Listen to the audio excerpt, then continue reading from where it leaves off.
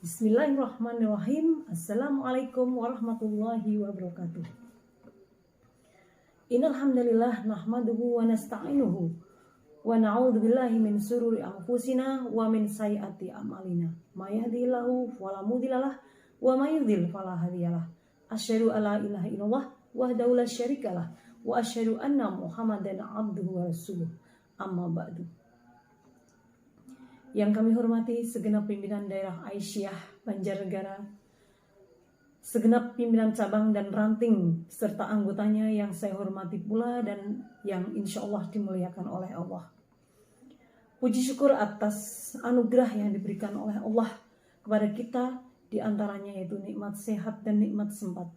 Sehingga pada bulan yang penuh berkah dan penuh maghfirah ini, kita bisa berbagi dalam rangka saling mengingatkan untuk meningkatkan keimanan dan ketakwaan kita walaupun kita bersilaturahmi secara virtual. Salawat dan salam senantiasa kita sampaikan kepada baginda Nabi Muhammad Sallallahu Alaihi Wasallam. Mudah-mudahan di yaumul akhir nanti kita mendapatkan syafaatnya. Ibu-ibu yang kami hormati dan saya sayangi, pada kesempatan yang baik ini akan saya sampaikan materi dengan tema Al-Quran sebagai lentera hidup. Seperti dalam firman Quran surat Asy-Syura ayat 52, A'udzubillahi minasyaitonirrajim, Bismillahirrahmanirrahim. Wa kadzalika auhayna, dan demikianlah kami wahyukan kepada Muhammad ruham min amrina, ruh Al-Quran dengan perintah kami, ma kunta tadri mal kitabu, yang sebelumnya kamu tidak mengetahui apa itu kitab, walal imanu, apa itu iman. Walakin janganlah, akan tetapi kami jadikan Al-Quran nuran, cahaya.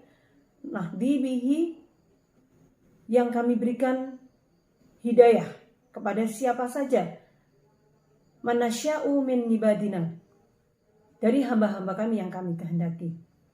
Wa innaka latahdi ila siratim mustaqim, dan sesungguhnya kami benar-benar memberikan petunjuk kepada jalan yang lurus, yaitu agama Islam. Dalam ayat ini Allah menerangkan bahwa sebagaimana dia menurunkan wahyu kepada rasul-rasul terdahulu, dia juga menurunkan wahyu kepada Nabi Muhammad Sallallahu Alaihi Wasallam berupa Al-Quran sebagai rahmatnya. Selanjutnya Allah menjelaskan bahwa Muhammad Sallallahu Alaihi Wasallam sebelum mencapai umur 40 tahun, beliau belum mengetahui apapun tentang apa itu kitab Al-Quran, apa itu iman, begitu juga belum mengetahui syariat itu secara terperinci dengan pengertian tentang hal-hal yang mengenai wahyu yang diturunkannya. Tetapi Allah menjadikan Al-Quran cahaya yang terang benderang, yang dengannya Allah memberikan petunjuk kepada hamba-hamba yang dikehendakinya dan membandingkan kepada agama yang benar, yaitu agama Islam.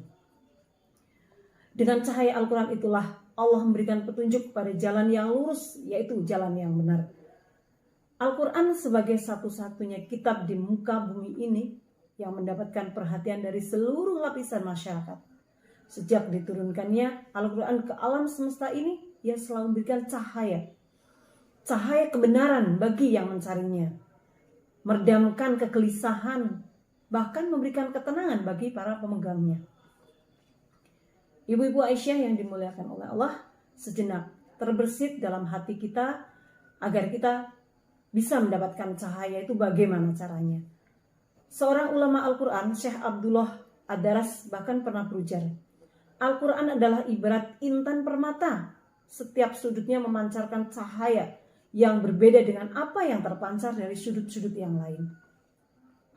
Nah, untuk mendapatkan cahaya dari Al-Quran, tidaklah kita cukup sekedar membacanya saja, namun ada beberapa tahapan yang harus kita lalui. Di antaranya yang pertama adalah membaca. Pengenalan paling minimal itu adalah dengan membaca. Karena dengan membaca kita berdialog langsung, berdialog dengan firman-firman Allah. Kita diajak untuk memahami apa yang menjadi pedoman dalam hidup kita. Kemudian yang berikutnya, yang kedua, yaitu mentadaburinya. Jadi ketika kita membaca Al-Quran, walaupun ini sudah merupakan perbuatan yang baik, bukan hanya sekedar membaca, akan tetapi harus penuh dengan perhatian, konsentrasi, tadabur dan khusyuk, mendalami segala apa yang terkandung dalam ayat tersebut. Sebab dengan cara yang demikian kalbu kita akan terbuka, akan mudah menerima sinar-sinar Allah dengan mudah. Dan inilah sebenarnya inti dari tadabbur tersebut. Kemudian yang berikutnya adalah menghafal. Keotentikan Al-Quran tidak lepas dari jasa para ulama yang menghafal Al-Quran. Dengan hafalan tersebut otomatis kesalahan tulisan, kesalahan cetakan, mushaf Al-Quran bisa dicegah. Dan ini merupakan janji Allah untuk menjaga keutuhan Al-Quran atau keotentikan Al-Quran. Sebagaimana dikatakan dalam Al-Quran, Quran surat Al-Hijr ayat 9. A'udzubillahi minasyaitonirrajim. Inna nahnu nazzalna dzikra wa inna lahu lahafidun.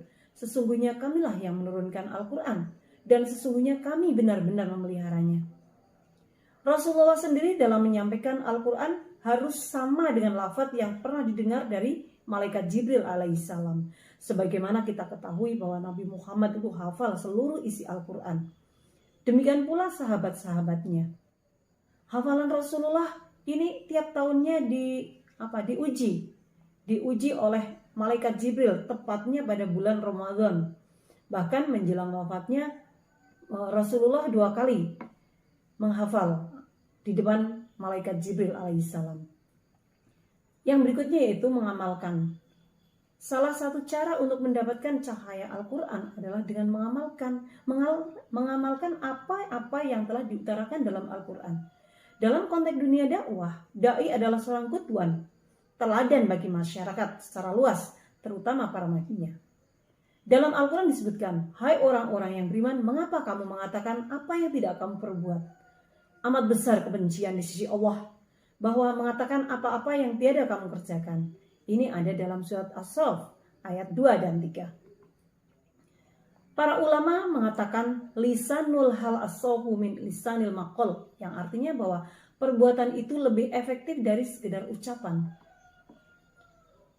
Yang terakhir yaitu mengajarkan. Allah Subhanahu wa taala memberikan keutamaan kepada orang yang belajar Al-Quran dan mengajarkannya. Seperti didasarkan pada sabda Nabi Muhammad, sebaik-baiknya kamu adalah seorang yang belajar Al-Quran dan mengajarkannya. Hadis riwayat Bukhari, Abu Daud, Tirmidzi, Nasai, dan Ibnu Majah. Ibu-ibu yang dirahmati oleh Allah, sebagai penutup mari kita mengaji, kita tadabburi, kita hayati dan kita amalkan Al-Quran itu dalam kehidupan sehari-hari kita. Dan itulah bentuk pemuliaan kita terhadap Al-Quran. Sehingga zat yang menurunkan Al-Quran, yakni Allah yang Maha Kuasa, pun akan berkenan memuliakan kita dengan Al-Quran. Dan bukan hanya diri kita sendiri sebagai orang tua, namun marilah kita juga didik anak-anak kita untuk mencintai Al-Quran. Semoga Allah senantiasa meridhoi, memperkuat dan mempersaudarakan kita kaum muslimin dengan Al-Quran ini. Allahumma arhamna bil Quran. Ya Allah, rahmatilah, kasih sayangilah kami dengan Al-Quran. Ibu-ibu yang dirahmati oleh Allah, demikian yang bisa saya sampaikan. Kurang dan lebihnya mohon maaf. Billahi taufiq wal hidayah. Astaghfirullahaladzim. Wassalamualaikum warahmatullahi wabarakatuh.